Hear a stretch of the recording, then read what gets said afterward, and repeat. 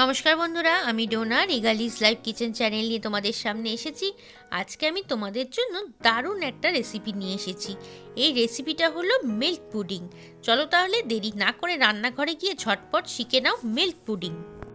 দেখো, একটা কড়া নিয়ে নিয়েছি আর আমি কিন্তু এখনো গ্যাসটা জ্বালাইনি।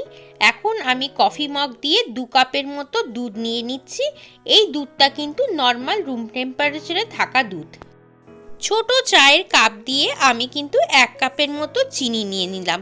এখন দুধের সাথে চিনিটাকে একটু ভালো করে গুলে নিয়ে তারপরে কিন্তু আমি গ্যাসটা জ্বালিয়ে অপর একটা কাপের মধ্যে আমি 1 কাপের একটু কম দুধ নিয়েছি। এর মধ্যে আমি 1.5 চামচের মতো কোকো পাউডার দিয়ে দিচ্ছি আর সাথে দিয়ে দিচ্ছি প্রায় 2 চামচের মতো কর্নফ্লাওয়ার।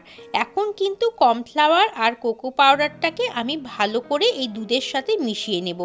এই দুধটাও কিন্তু নর্মাল রুম টেম্পারেচারে থাকা দুধ। এখন এটাকে ভালো করে মিশিয়ে একটা স্মুথ ব্যাটারের মতো তৈরি করে নিতে হবে।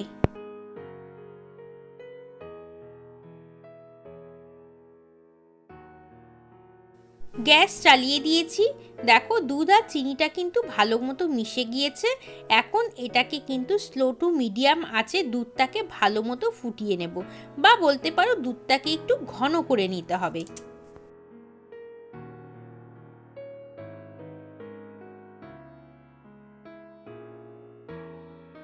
দুধটা যতক্ষণে ঘন হবে ততক্ষণ তোমাদেরকে আমি কর্নফ্লাওয়ার আর কোকো পাউডার যে মিশিয়েছি, দেখো এরকম একটা স্মুথ ব্যাটারের মতো তৈরি হবে। এর মধ্যে আমি কিন্তু পুডিংটার টেস্ট আরও বাড়ানোর জন্য 1 চামচের মতো মিল্ক পাউডার দেব। সে যে কোনো মিল্ক পাউডারই কিন্তু হতে পারে। মিল্ক পাউডারটাকেও কিন্তু আমরা কোকো পাউডার আর কর্নফ্লাওয়ার এবং দুধের মিশ্রণের সাথে ভালো করে মিশিয়ে নেব। দেখতে হবে যেন কোনো লাম্পস না থাকে, সেই জন্য কিন্তু ঠান্ডা দুধের মধ্যেই এগুলো সব গুলে নিতে হবে। দেখো, স্লো আঁচে রাখার পরে দুধটা কিন্তু আস্তে আস্তে অনেকটা কমে গেছে। এর থেকে আমি কিন্তু আরেকটুখানি কমিয়ে নেব, মানে দুধটাকে আমি আরেকটু ঘন করে নেব।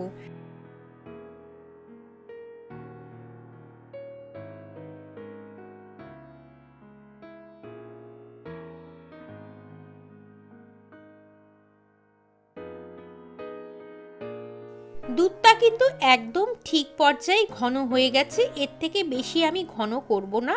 এখন আমি এক হাতে একটা ছাঁকনি নিয়ে অপর হাতে কাপটা ধরে সেটার থেকে লিকুইড পোর্শনটা কিন্তু দুধের মধ্যে মিশিয়ে দিচ্ছি। এই সময় কিন্তু গ্যাসের ফ্লেমটাকে একদমই বন্ধ করে দেবে। ভালো মতো যখন গুলে যাবে দুধের সাথে এই ব্যাটারটা, তখন কিন্তু তোমরা গ্যাসের ফ্লেমটাকে আবার চালু করবে। দেখো, আমি কিন্তু এই সময় গ্যাসের ফ্লেম একেবারেই বন্ধ করে দিয়েছি। খুব ভালো করে কিন্তু আমি এটাকে মিশিয়ে নিচ্ছি দুধের সাথে।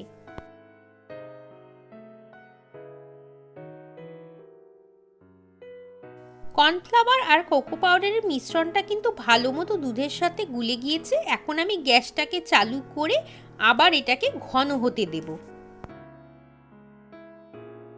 কর্নফ্লাওয়ার আর কোকো পাউডার দুধের সাথে মিক্স করার পরে অনবরত কিন্তু এখন আমাকে স্প্যাচুলাটা চালিয়ে যেতে হবে, কারণ এই সময় কিন্তু কড়ার তলা থেকে এই দুধটা কিন্তু ধরে যেতে পারে। আর যেহেতু কর্নফ্লাওয়ার আছে, সহজেই কিন্তু এটা ধরে যাওয়ার চান্স খুব থাকবে। সেই জন্য স্লো আঁচ করে কিন্তু কনস্ট্যান্ট হাতা বা স্প্যাচুলা যাই দিয়ে তোমরা বানাও না কেন, সেটা কিন্তু চালিয়ে যেতে হবে। দেখতেই পাচ্ছ দুধটা কিন্তু কতটা ঘন ঘন হয়ে গেছে। যেহেতু আমরা কর্নফ্লাওয়ার দিয়েছি আর কোকো পাউডার দিয়েছি, সেই জন্য কিন্তু দুধটা একেবারেই ঘন হয়ে যাবে।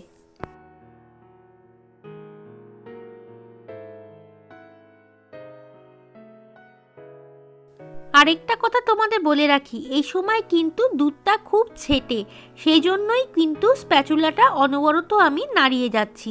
গায়ে ছিটে আসার সম্ভাবনা থাকে, এই জন্য একটু সাবধানতা অবলম্বন করে কিন্তু এই সময় খুন্তিটাকে নাড়তে হবে। তোমরা দেখতেই পাচ্ছ ফুটফুট করে কিন্তু ফুটছে।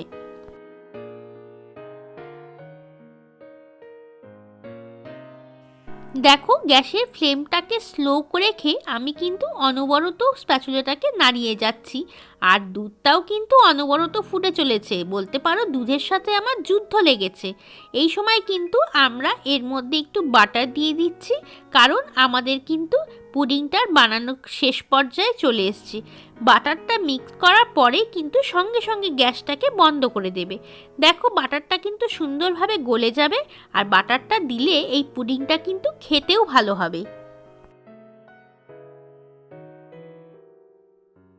দেখো আমাদের পুডিংটা কিন্তু একদম তৈরি হয়ে গেছে।